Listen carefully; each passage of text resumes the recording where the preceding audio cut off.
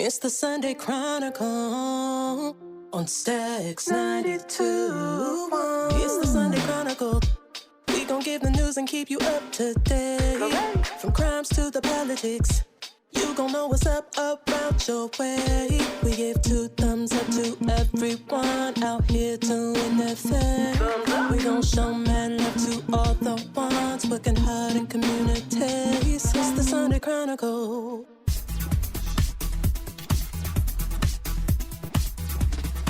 Good morning and welcome to the Sunday Chronicle. I'm your host, Giannis Jackson, coming to you from Stacks 92.1 FM. This is the platform for the community because community knows what community needs. Now, typically I would go through and introduce my guest, and we're going to get to that, but we have switched things up a little bit on the Sunday Chronicle, and I now have a new co-host. So I'm going to pass that over to him to let him introduce himself, and then we'll bring in our special guest for today. Well, thank you very much, Giannis. In brief, my name is Span. I am the night host, music director, and assistant program director for WJXQ Q106 in Lansing. I guess I would call myself an entertainer more than a DJ. I like to stay up on current events. I like to be funny. I like to be fun. And when Giannis was like, hey, I'm looking for a co-host, would you be interested? I almost did a backflip. And from my big behind, that would have been something to see. But I didn't attempt it lest I take an extended vacation in the hospital. So here I am. So thank you for the invite, Giannis. And I'm looking forward to doing the Sunday Morning Chronicle with you on the regular. Well, I'm glad that you're here. This is actually a part of my father's vision, my late father. And, you know, he passed around this time last year, February 5th. So I'm really happy to see the things evolve. And now we have this dynamic with, me and a co-host. And this is going to make it even better. But without further ado, I'd like to introduce our special guest, Mr. J. Vincent. He is a former NBA player, and he is doing a lot in the community. He is also an author, and he has a lot of things going on, but I'll step back and I will allow Mr. J. Vincent to introduce himself. Jay, take it away. How are you today? I'm fine, Giannis. I'm fine. Thanks for having me on. It's one of those always fast and going world out here. So my new book, I would say booklet, is called Safe Stop. It's showing kids, teenagers, and adults how to have calm, safe, and peaceful interactions with police when they're pulled over. And probably one of my best things that I've created, simply because of the temperature of the what's going on in today's world. So it's something that's needed. It's very sad what's going on with police stops all around the country, especially what just happened with Memphis. But, in my booklet, I try to tell people how that can be avoided. Okay, so tell me a little bit about how this came to be. Was it just you working on it? Did you have some people contribute to this booklet? And when did you... first, when did it become tangible? When did it first release on the streets? Excellent question. It's been about a year and a half ago. I was going down the street, I would say almost 2 years, but a year and a half ago, when Black Lives Matter was going on with George Floyd, and a lot of things was going and happening there. Mm-hmm. And I was like, I've always been in a situation where I've been tense because, I have a few friends who are state troopers. One just who's in the book, Dwight Denning, who is he just retired as a Michigan State trooper, but he was always a fair trooper, an honest trooper. I always say, even though we have a lot of good police officers, but we do have some like what happened in Memphis. But I was going down the street. It wasn't called Safe Stop. It was called, I think, police.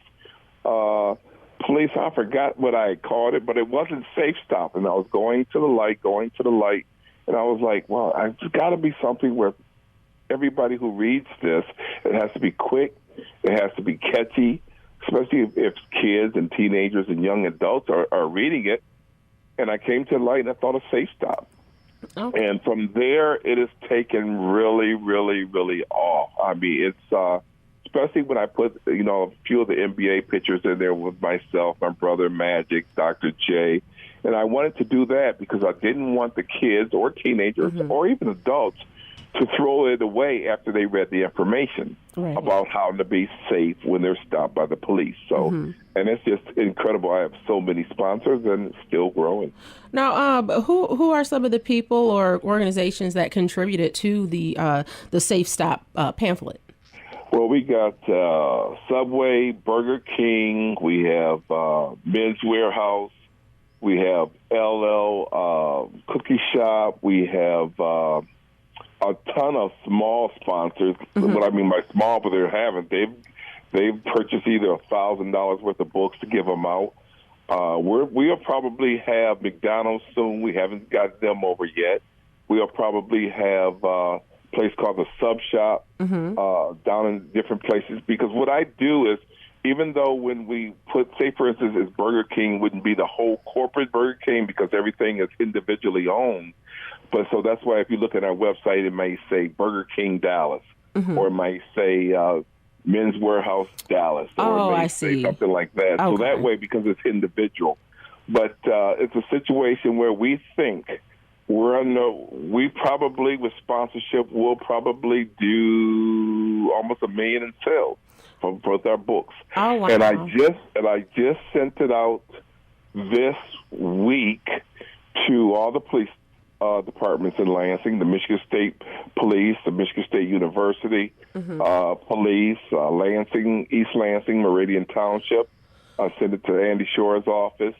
I sent it to the governor's office. Correct. Okay, so how does one get a copy of this? Because you said you got some out there. Because our listeners might want to get a copy for themselves. Yeah. Yes. Well, basically, we have sponsorships. I'm giving out free copies right now. They're all free. We give out. We just have sponsors that will put them in different public stores or something like that. But if they go to my website at www.policesafestop.com, and they'll see an address there. Just write to me, and my email address is the same, policesafestop@yahoo.com, and we'll get a book out to them. Okay, well, that's if you heard that, listeners, so reach out, go to the website, safestop.com, to get a copy. Correct. Policesafestop.com is the website. Okay, policesafestop.com. Yeah, excuse me. Correct. Okay. Exactly. Yeah, so, well, we talked a little bit about this pamphlet. Now, you got a lot more to talk about, Jay, so we're going to take a short break. But when we return, I want to hear a little bit. I mean, I know everyone always asks you about your NBA career, but of course I have to ask you about that. And, and it's connected to the Lansing community, your career and whatnot. So I just love to for you to share a little bit about that when we come back. But before we go, I'd like to let our listeners know that you are listening to the Sunday Chronicle. I'm your host, Giannis Jackson, coming to you from Stax 92.1 FM. This is the platform for the community because community knows what community needs. We'll be back after this. At Lansing Community College, I'm learning for my future. LCC offers 1- and 2-year pathways to careers in healthcare, IT, manufacturing, and other professional trades. More than 500,000 professional trades jobs will need to be filled in Michigan by 2026. So I know I'm learning for a great career. I belong at LCC. You belong here too. Visit lcc.edu/youbelong and enroll today. I'm the type to dance to her very own beat. Ask me where I am, probably somewhere singing. Around my way, they call me Jingle Queen because I sing about everything. Like just do it Nike, have it your way, Burger King. Snap, crackle, pop, go Rice Krispies. Maybe it's me. You should call me the Jingle Queen when you're in need of dope melodies. You should call the Jingle Queen when you're in need. You should call me the Jingle Queen. Oh, you should call the Jingle Queen. www.loraypenn.com.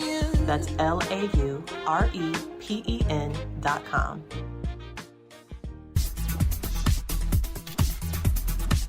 And welcome back to the Sunday Chronicle. I am your host, Giannis Jackson, coming to you from Stax 92.1 FM. This is the platform for the community because community knows what community needs. Today, our special guest and sponsor for this show is Mr. J. Vincent, and he is here talking about his police safe stop pamphlets, as well as, well, we're going to go into a little bit about his background and his testimony, and that's all I have to say. Yeah, before we get the candy stories involving the NBA and random affiliations therein, I am just curious, how did you populate the information on how to participate in a safe stop with police that you then put into the policesafestop.com pamphlet? Well, what I've done, that's a very good question. You know, I always tell everybody, I was almost like a Karl Malone. I always wanted to be a police officer. And when I retired at age 33, when I got hurt over in Italy, I thought that I think the maximum they wanted you to be, is 35, 36, and I always wanted to be a police officer. For some reason, I said, it's my time to be a Michigan State trooper, because I've always had the thought of, like my late mom, I always wanted to help people. I always used to get behind people. When I'm driving, I put my little sirens on in my head, like I'm pulling somebody over, I was always doing that. So what I done is I talked to about 3 or 4, 1 or 2 state troopers. I talked to a retired Lansing police officer. I have a cousin down in Alabama who's a state trooper for Alabama. And what I did is just gather different information where I thought if I was behind the wheel, how should I react? I wanted to make it more or less what I thought everybody should do. And then I kind of just thought about asking them, would this be the correct way of doing it? So I wanted to be the main focus of writing it, because a lot of people, when they're, it's difficult. When you get behind the wheel, and you see those lights go off in the back of your rear view mirror, you change it to a different person. I know I do. Mm-hmm. You got to make sure, okay, is everything okay? Do I have my registration, my insurance okay? Make sure, don't want to have any warrants on me. So you can imagine when people get pulled over, they start to react differently because everybody's different. Right. I try to make sure I tell everybody to calm down. Do not de-escalate everything if you can. Because if you escalate something by getting pulled over at 2 o'clock, 3 o'clock in the morning, it's only going to hurt you. Mm-hmm. And one of the things I wanted to really pull out and say, I watched a lot of YouTube videos, and a lot of people get out and they try to always correct the police officer. Not saying that you're not correct, but that's not the time to do it.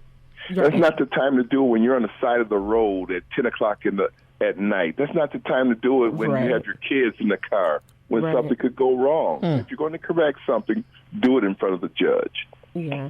Well, I'm glad that you have taken it upon yourself to share, this valuable tool that for the community. So we thank you for that. Absolutely. Yes. And so now to the fun stuff. Yes, I'm going to go into the cookie cutter, if you call it cookie cutter, but it's not going to be cookie cutter with me because I'm just not the cookie cutter. But it's got cookie in it, so it's delicious. I can't wait. Go ahead, Giannis. Ask him those questions. You know I am. Okay, so so you're from Kalamazoo. I didn't know that you were from Kalamazoo, Jay. So yes, I am. Okay. Born in Kalamazoo. Okay, and so you moved here. What brought you here to Lansing? Well, my mother and father wanted to get away from Kalamazoo. Most of my family is still in Kalamazoo. Vincent, they're either in Kalamazoo or in Alabama. My mother and father is from Alabama. Okay. But they moved to Kalamazoo like a lot of people from the South trying to come here and get jobs. And I was born in Kalamazoo, moved here, and Sam, he was born here in Lansing. Okay. So just what I would like to know, just give me a little bit about the teams you played for, and for those that don't know, you talk about some of the things that you did, your testimony, and how you used your life and your story to overcome adversity and to mentor and coach youth.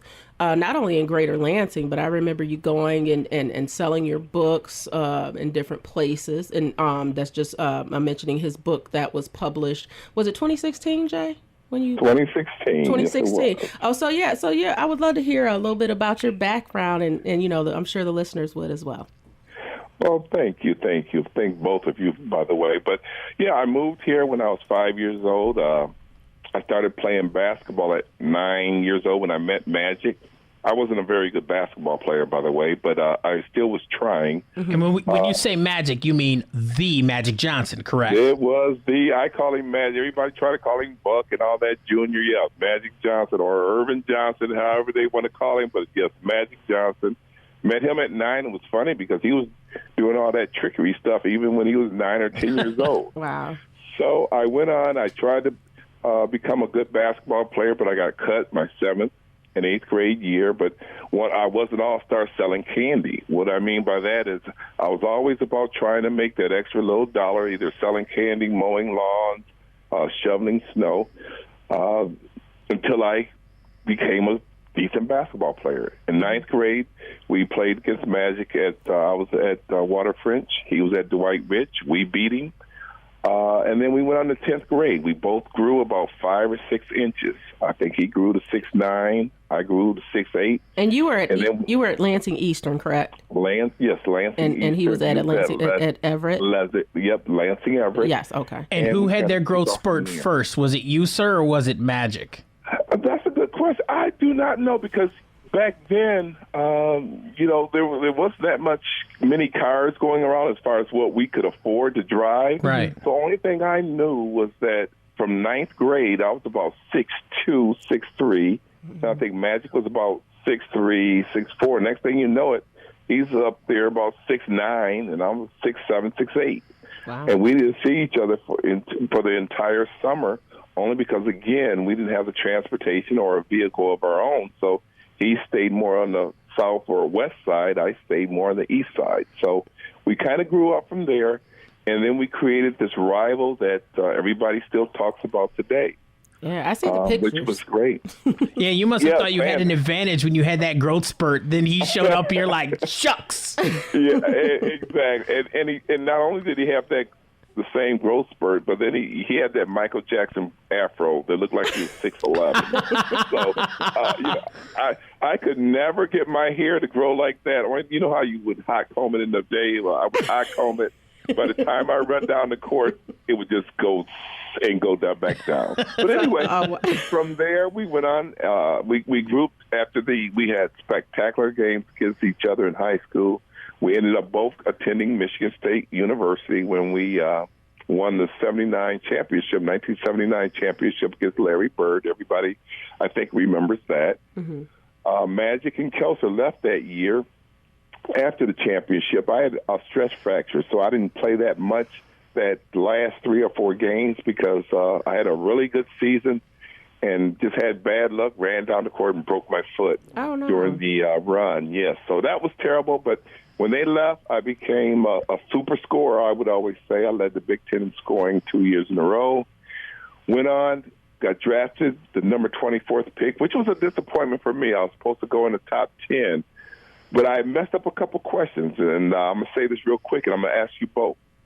One of the questions was, if you were with someone in college and they got pregnant, but you went and left her there, but went and met somebody when you went off to the NBA, would you go back to your lady in college with your baby, or would you move on?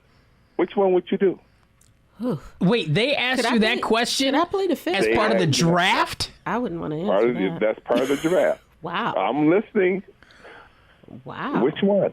That's not a reasonable question. That seems like... That's ridiculous. No, that seems like something you would ask somebody on Love Connection. Yeah, I'd be like, sir, are we dating? Because that's not a question that we should be discussing. I mean, I got that question wrong. I said that I would, stay with my lady friend or lady that I got pregnant.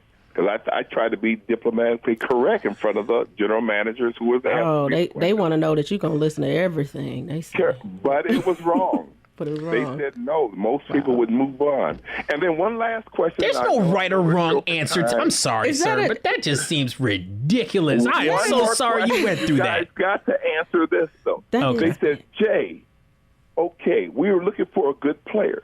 Where do you have your best games, at home or away?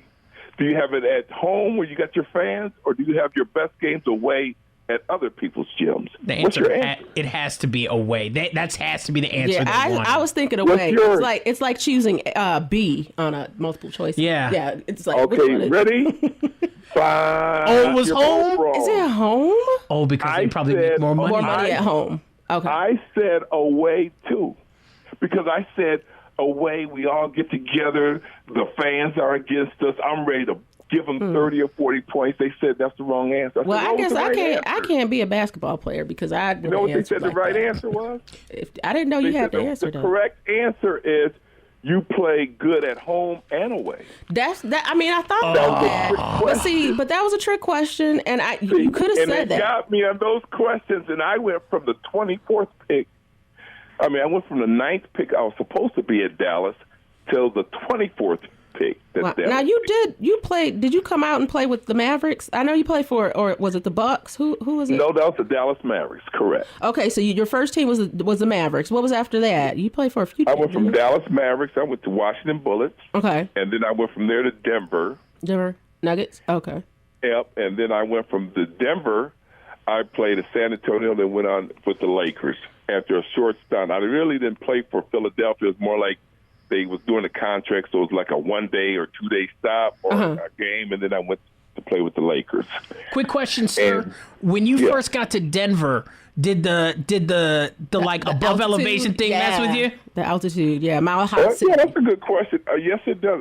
That's a big advantage for anybody that plays in Denver. The high altitude, it definitely will affect any other people or any other teams that's coming in there. That's why a lot of teams, They if they're in the lose, I bet. playoffs, exactly, they like to come in early.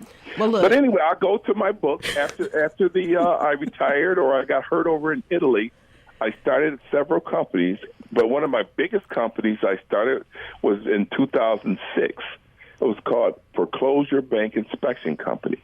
That was another one that, because there was a lot of foreclosures going around throughout the country, I ended up with 20,000 subcontract workers, and I was doing about $2 million a year. I messed that company up only because the Fed said what they call bait and switch. What I mean by that is I advertised in the newspaper that I was hiring contractors and subcontractors, but I never hired any contractors. So the feds came in and said, oh, that's mail fraud. And then I did something that I really thought I was outsmarting everybody. I didn't report $500,000 in taxes or in income. So they gave me a mail fraud charge and a tax evasion charge. And here I am. I think I know it all now, and I'm threatening them. I'm going to sue. I'm going to do this. I'm going to do that, not knowing who. They had this one, I forgot her name. She's in my book.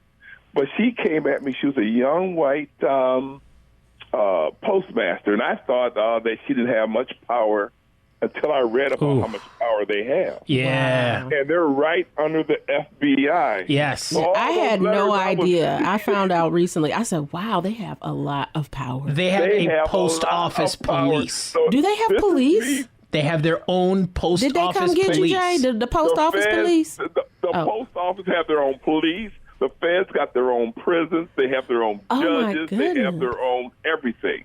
So, you know me, I didn't know all of that. So- I'm just thinking that's Lansing police oh, or my they're. goodness. And that It happened was in so- Lansing, too? I was coming back from the start of my book. I know we don't have much time, but I'll go really, really quick. I'm driving back from Myrtle Beach after I got a standing ovation of 100 people that was joining my company. And I couldn't reach my company. Nobody was answering the phone. So I knew that was strange. And so there, they had raided my house in Hazlitt, and then they had raided my business. And that started a total nightmare other than I went in, of course, I spent 5.5 years at a prison camp, which, of course, I thought I should have done about 2.5, but the judge gave me 5.5. I put all his letters in my book, United States versus J. Vincent and NBA Secrets. I did make $22 million off that book. And so that was all good by the Italy Trust. Only thing I know is Judge Yonker, I thought he was a fair judge. He's now is the he's ahead of all the federal judges in Grand Rapids.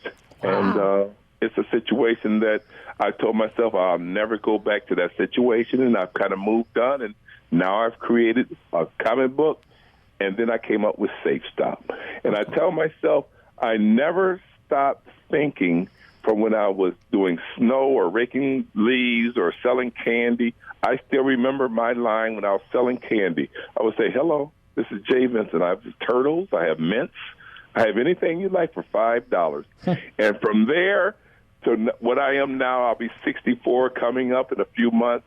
I think that people motivate themselves and say, I'm going to make sure no matter what I do, because a lot of people ask me, why are you so successful? Because I go from selling candy, I go from playing pro basketball to starting several businesses, $1 million businesses, to now creating Safe Stop. I just say if you never stop and stay focused, you can make it. Yes. Well, Nice. We appreciate you, and I like that line about, anything for $5. And before we go, I wanted to know, with the price of inflation, Jay, how would you say that today? That $5, what would that be? That $5, I used to get those candies at Kmart before they went bankrupt for 50 cents. My mother would take me out there. I would get $4 from her and buy about as many boxes as I could for 50 cents, and I'd turn around and sell them for $5. So I was making a $4.50 profit. Ooh. So today's, I would say, Yanni, I would say maybe about the same candy costs you about $12.50 now. So for $12.50, Jay. $12.50. But right. turtles are still out here. Turtles are my number one candy. Now, it was my biggest seller was turtles. They are awesome. Yes, and they are. Well, hey, I appreciate that story and the adjustment with inflation for today. With that, I want to thank you for coming and talking with us on the Sunday Chronicle, Jay. Thank you so much for sponsoring the show. We appreciate you. And I want to thank all of my listeners coming back. I want to thank my new co-host, Span, for being here. And it's Span, y'all. It's S-P-A-N, like wingspan. Yeah, not Stan like you said the first 3 times, but it's okay. I didn't say Stan. Who said Stan? You said Stan at least once. No, I didn't. You got and that's Span. You have an excellent radio voice, by the way. Wow. You're telling me that with your voice sounding like it does, really? Really? Well, between you, Span, and then your niece just went into a different mode on me. Well, I was like, my goodness. I have to go into that, but with that, I'm gonna give you a little taste of that, and I'm gonna let you guys know that you are listening to the Sunday Chronicle. We want to thank you for being here again. I'm your host, Giannis Jackson, coming to you from Stax 92.1 FM. This is the platform for the community, because community knows what community needs. Yes, Lord. There you go. That's a lie. He said, yes, Lord. Okay, then. I guess it's Sunday, so bring it on, y'all. All right. Y'all have a good day.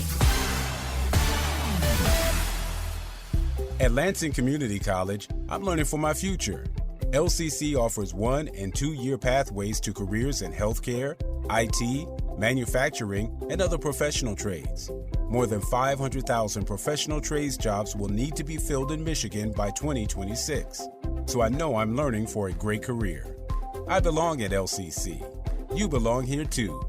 Visit lcc.edu/youbelong and enroll today. Have you ever met a single person in your life that enjoys paying taxes? No, no one does. If you can't sleep at night because you have a huge problem with the IRS, I've got some free advice for you. This service is strictly limited to individuals that owe the IRS $10,000 or more in back taxes. And if you qualify, we can guarantee that you won't be writing a big fat check to to the IRS or our services cost you nothing. The first 100 people that call today will get a free tax consultation worth $500. Stop worrying about your IRS problem. We can help you, we promise. Call the tax doctor right now. I mean right now to learn more. 800-668-2493. 800-668-2493. 800-668-2493. That's 800-668-2493. Do you own a timeshare? Well, face the facts. You made a mistake. You made a bad purchase. A timeshare is not an investment. It's a money pit that continues forever. If you use your timeshare, that's great. But if you don't and you want to legally get out of your contract, call my friends right now at the Timeshare Exit Hotline. They're an experienced team of lawyers who help good people like you get out of a timeshare contract that they just don't want. Don't throw away your money on maintenance fees. Use it for things you really want. We can help you end your timeshare contract and stop the money drain immediately. If you're ready to move on with your timeshare, call our team right now. Cancel your timeshare now with a free call. 800-953-0866. 800-953-0866. 800-953-0866. That's 800-953-0866.